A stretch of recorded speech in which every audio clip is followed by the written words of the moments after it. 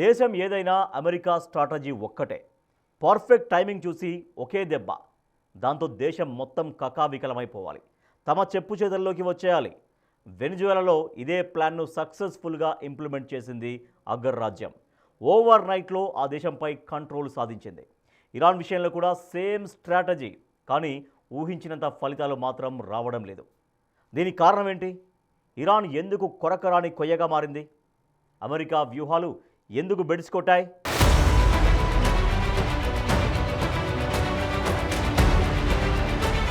వెనిజుయేలా కథను ఒక్కరోజులో మార్చిన అమెరికా.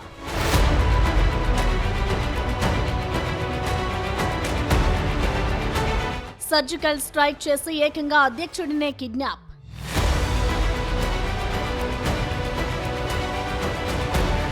ఇరాన్లోనూ అమెరికాది అదే స్ట్రాటజీ.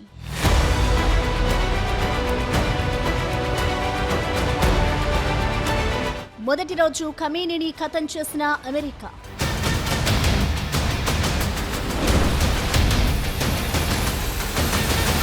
కానీ కొరకరాని కొయ్యగానే మిగిలిన ఇరాన్.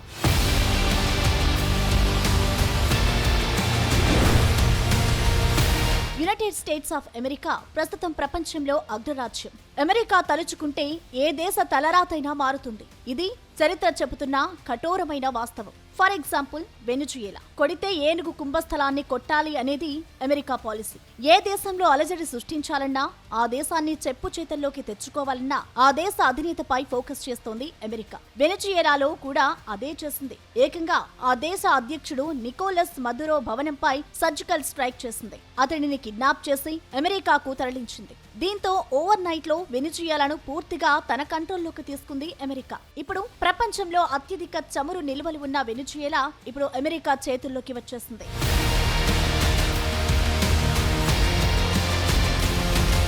ఇదే స్ట్రాటజీని ఇరాన్ పై కూడా ఇంప్లిమెంట్ చేసింది అమెరికా. ముందుగానే భారీ మోహరింపులు, rehearsals, perfect intelligence gathering. Iran supreme leader, ఉన్నత అధికారులు ఎక్కడున్నారు, ఏం చేస్తున్నారు, ఏం మాట్లాడుతున్నారు, ఇలా ప్రతిదీ పక్కాగా ఆరా తీసి తొలి రోజే దాడి చేసింది.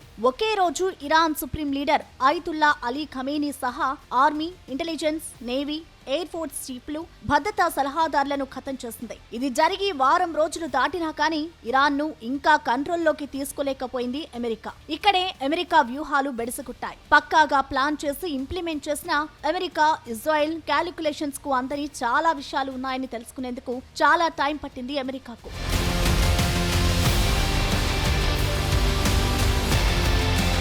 నిజానికి పాము ఎంత పెద్దదైనా, ఎంత ప్రమాదకరమైన తల మీద దాడి చేస్తే చాలు చచ్చి ఊరుకుంటుంది. ఇరాన్ విషయంలో ఇదే అనుకుంది అమెరికా. ఖమేనీని ఖతం చేస్తే చాలు ఆటోమేటిక్ గా దేశం తన కంట్రోల్లోకి వస్తుందని ఎక్స్పెక్ట్ చేసింది అమెరికా. కానీ ఇరాన్ ఓ ప్రమాదకరమైన పాము కాదు, ఓపికగా వేటాడే ఓ నక్కల గుంపును తలపిస్తోంది. గుంపును లీడ్ చేసే ఆల్ఫా హతమైనా ఎక్కడా వెనక్కి తగ్గడం లేదు. వ్యూహాలు మారుస్తూ అగ్రరాజ్యానికి చుక్కలు చూపిస్తోంది ఇరాన్. మరి ఇది ఎలా సాధ్యమైంది? ఇరాన్ ఇంతలా ఎదురు దాడులకు ఎలా ప్రిపేర్ అయింది? ఈ విషయాన్ని అమెరికా ఎందుకు పసిగట్టలేకపోయింది అనేది ఇప్పుడు ఇంట్రెస్టింగ్ గా మారింది. ఇరాన్ అంత చూస్తాం, ఇరాన్ అగ్రనేతలు దిగరావాల్సిందే, లేదంటే అక్కడ వారిని మార్చేస్తాం, ఇలా కొన్ని నెలలుగా స్టేట్మెంట్స్ ఇస్తూ వచ్చారు అమెరికా అధ్యక్షుడు డొనాల్డ్ ట్రంప్. నిజానికి ఈ వార్నింగ్లను ఇరాన్ లైట్ గా తీసుకున్నట్టు కనిపించడం లేదు. ఎందుకంటే అమెరికా ఏ రోజుకైనా దాడులు చేయక తప్పదు అనే ఆలోచన ఇరాన్ నాయకత్వంలో చాలా రోజులుగా ఉంది. అందుకే ముందస్తుగానే ఇరాన్ కౌంటర్ అటాక్స్ విషయంలో పక్కాగా ప్లాన్ చేసుకున్నట్టు తెలుస్తోంది.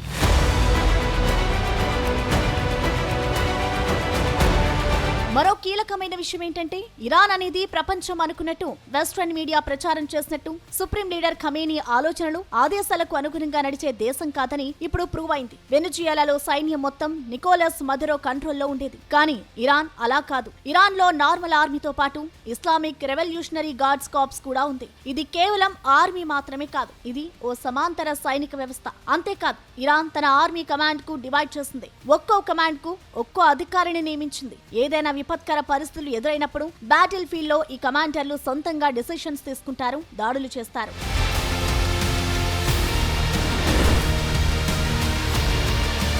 ఎప్పుడైతే అమెరికాతో కయ్యం మొదలైందో అప్పటి నుంచే ఇరాన్ కౌంటర్ అటాక్ స్ట్రాటజీలకు పదును పెట్టడం ప్రారంభించింది. మిసైల్స్ ను డెవలప్ చేసింది, డ్రోన్ టెక్నాలజీని అడాప్ట్ చేసుకుంది, భూమిపైన ఉంటే ఈజీగా దాడులు చేస్తోంది. కాబట్టి తన మిసైల్స్, డ్రోన్స్ ను భూమిలోకి 100 అడుగుల లోతుకి ఉన్న మిసైల్ సిటీస్ లో స్టోర్ చేసింది. వీటిని చేరడం అమెరికా బంకర్ బస్టర్ బాంబులకు కూడా వీలు కావడం లేదు. At the same time proxy war ను ప్రారంభించింది ఇరాన్. అమెరికా ఇరాన్ పై దాడి చేయగానే ఇరాన్ నేరుగా సమాధానం చెప్పడంతో పాటు తన వెనుకున్న యాక్సిస్ ఆఫ్ రెసిస్టెన్స్ రంగంలోకి దించింది. లెబనాన్ లో హిజ్బుల్లా, ఎమోన్ లో హుతీలు, ఇరాక్ లోని షియా మిలీషియాలు అమెరికా బేస్లపై దాడులు చేస్తున్నారు. మొత్తం మిడిల్ ఈస్ట్ ను ఓ యుద్ధ క్షేత్రంగా మార్చేసింది ఇరాన్.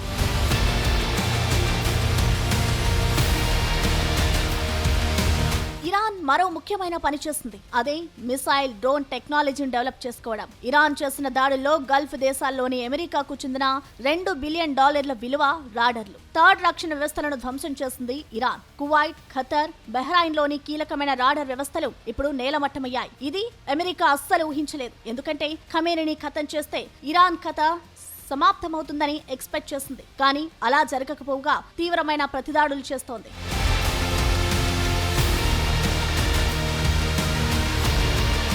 ఓవరాల్ గా వెనిజుయేలాలో జరిగింది ఓ సర్జికల్ స్ట్రైక్ లాంటిది. కానీ ఇరాన్ తో చేస్తున్నది ఒక ఐడియాలజీ వార్ అని చెప్పాలి. అక్కడ నాయకుడు మారినా వ్యవస్థ మారదు. అమెరికా ఎయిర్ స్ట్రైక్స్ ద్వారా ఇరాన్ ను దెబ్బతీయగలదు, కానీ ఆ దేశాన్ని ఆక్రమించి కంట్రోల్ చేయగలదా అనేది ఇప్పుడు తెలియాల్సిన అంశం. అయితే ఇరాన్ తీవ్ర స్థాయిలో కౌంటర్ అటాక్ చేస్తుండటంతో అమెరికా ఇప్పుడు స్క్రిప్ట్ మార్చింది. దాడులు కొనసాగిస్తూనే ఇరాన్ వద్ద ఆయుధాలు అయిపోతున్నాయంటూ కొత్త ప్రచారం మొదలుపెట్టింది. అయితే అమెరికాకు మరో దిమ్మ తిరిగే షాక్ ఇచ్చింది ఇరాన్.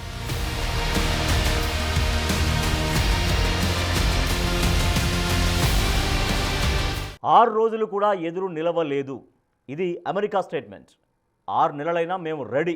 ఇది ఇరాన్ కౌంటర్. కథ అప్పుడే అయిపోలేదు, ఇప్పుడే మొదలైంది అని ట్రంప్ ఎలాగైతే ఇరాన్ విషయంలో గర్వంగా చెప్పారో ఇరాన్ కూడా అదే స్టైల్లో కౌంటర్ ఇస్తోంది. ఇప్పటి వరకు జరిగింది ఒక ఎత్తు, ఇకపై తాము చూపించబోయే సినిమా మరో ఎత్తు అని చెబుతోంది. ఇంతకీ ఇరాన్ స్ట్రాటజీ ఏంటి? ఈ 6 నెలల యుద్ధ వ్యూహం ఏంటి?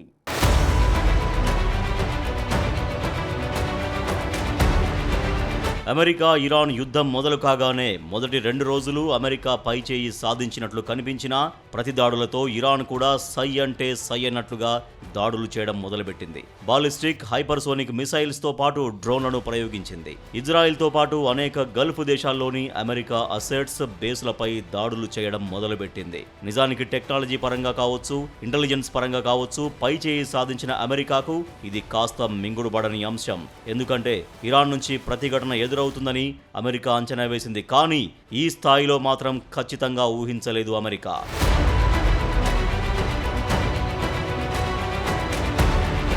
ఈ డ్యామేజ్ను కవర్ చేసుకోవడానికి అమెరికా కొత్త ప్రచారం మొదలుపెట్టినట్టు కనిపిస్తోంది. ఇరాన్ వద్ద క్షిపణులు, డ్రోన్స్ అయిపోయాయని, ఇప్పటికే మిసైల్స్ దాడులు 90% తగ్గాయని, డ్రోన్ దాడులు 80% తగ్గిపోయాయని ప్రకటనలు ఇవ్వడం ప్రారంభించింది. కానీ ఇక్కడో లాజిక్ మిస్ అవుతోంది అమెరికా. ఖర్చు పరంగా చూసుకుంటే ఇరాన్ చేసే దాడుల కారణంగా అమెరికాకు తడిసి మోపడవుతోంది.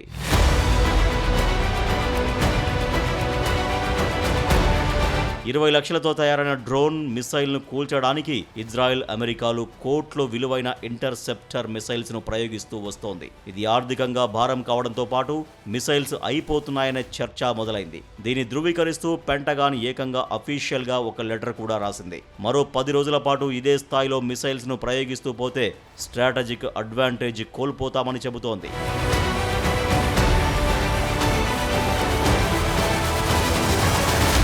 అయితే ఇదే స్ట్రాటజీని ఇరాన్పై ప్రయోగిస్తుంది అమెరికా.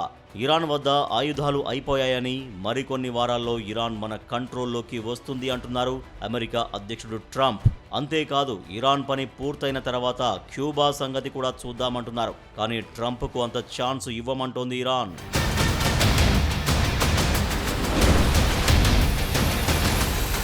ఇరాన్ లేటెస్ట్గా ఒక ప్రకటన చేసింది. మరో 6 నెలల పాటు పోరాడడానికి అవసరమైన ఆయుధాలు, క్షిపణులు, డ్రోన్లు తమ వద్ద ఉన్నాయని చెబుతున్నారు Iran brigadier general Ali Mahmoud. అంతేకాదు ఇప్పటి వరకు అమెరికాకు చెందిన 7 హైలీ అడ్వాన్స్డ్ రాడార్లు, థాడ్ డిఫెన్స్ సిస్టమ్స్ ను ధ్వంసం చేశామని ఇరాన్ చెబుతోంది. అంతేకాదు ఇరాన్ గగనతలంలో చక్కర్లు కొడుతున్న 80 అమెరికా డ్రోన్లను కూల్చేశామని ప్రకటించింది. ఇప్పటి వరకు 23,000 విమానాలు రద్దయ్యాయని, అనేక దేశాల విమానయాన రంగాలకు కోలుకోలని దెబ్బపడిందని ప్రకటించింది. దీనంతటికి కారణం అమెరికానే అని ప్రకటించింది.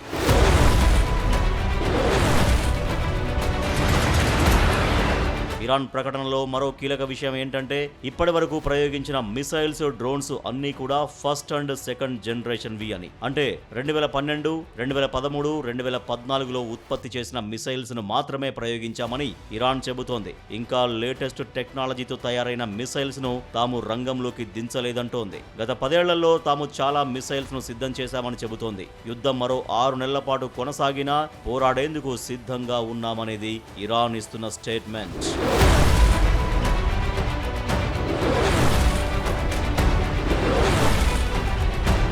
ఇరాన్ చెప్పేది నిజంగా నిజమైతే అమెరికాకు తిప్పలు తప్పవనే చెప్పాలి. ఎందుకంటే మిసైల్స్, ఆయుధాల తయారీకి అమెరికా చేసే ఖర్చుకు, ఇరాన్ చేసే ఖర్చుకు నక్కకు నాగలోకానికి ఉన్నంత తేడా ఉంది. ఫర్ ఎగ్జాంపుల్, ఒక మిసైల్ తయారీకి ఇరాన్ 20 లక్షలు ఖర్చు చేస్తే అమెరికాకు 2 కోట్ల వరకు ఖర్చు అవుతుంది. సో అమెరికా ఎక్కువ ఖర్చు చేయాల్సి ఉంటుంది. దీనికి తోడు అమెరికన్ ఆర్మీ మొత్తం కూడా సొంత దేశాలకు దూరంగా ఉంటుంది. వీటి మెయింటెనెన్స్ మొత్తం గల్ఫ్ దేశాల్లోనే జరగాల్సి ఉంటుంది. కానీ ఇరాన్ ఎప్పుడు ఏ వైపు నుంచి మిసైల్ ప్రయోగిస్తుందో తెలియని పరిస్థితి. సో దూర ప్రాంతంలో ఉన్న బేస్లకు వాటిని తరలించాల్సి ఉంటుంది. ఇరాన్ ఒకటే మాట చెబుతోంది, మేము ఈ యుద్ధాన్ని ప్రారంభించలేదు. అమెరికా, ఇజ్రాయెల్ కలిసి దాడులు ప్రారంభించాయి. కాబట్టి మా సుప్రీం లీడర్ మృతికి ప్రతీకారం తీర్చుకుంటాం. చేసిన ప్రతి దాడికి సమాధానం చెప్పేలా చేస్తామనే స్టేట్మెంట్స్ వినిపిస్తున్నాయి. ఇది జరగడానికి మరో 6 నెలలు సమయం పట్టినా పర్లేదు అని చెబుతోంది ఇరాన్. నిజానికి 6 నెలల పాటు పోరాడతామనే స్టేట్మెంట్ చాలా వ్యూహాత్మకం అనే చెప్పాలి. ఇదే జరిగితే ఈ 6 నెలల పాటు గల్ఫ్ దేశాలు తీవ్రమైన ఇబ్బందులు ఎదుర్కోక తప్పదు. 6 నెలల పాటు హార్ముజ్ జలసంధిని మూసివేస్తే ప్రపంచ చమురు రవాణాపై ఎఫెక్ట్ పడుతుంది. ముఖ్యంగా గల్ఫ్ దేశాలకు తినడానికి తిండి కూడా ఉండదు. సో ఇండైరెక్ట్ గా అమెరికాపై ఒత్తిడి తీసుకొచ్చి యుద్ధం ఆపాలని ఒత్తిడి చేసే బాధ్యతను గల్ఫ్ దేశాలకు అప్పగించే ఎత్తుగడలా కనిపిస్తోంది. మరి ఈ స్ట్రాటజీ వర్కౌట్ అవుతుందా? ఇరాన్ నిజంగా 6 నెలల పాటు పోరాటం చేయగలదా? అమెరికా దాడుల్ని కంటిన్యూ చేస్తుందా, లేక కొత్త సాకును చూపించి వెనక్కి తగ్గుతుందా?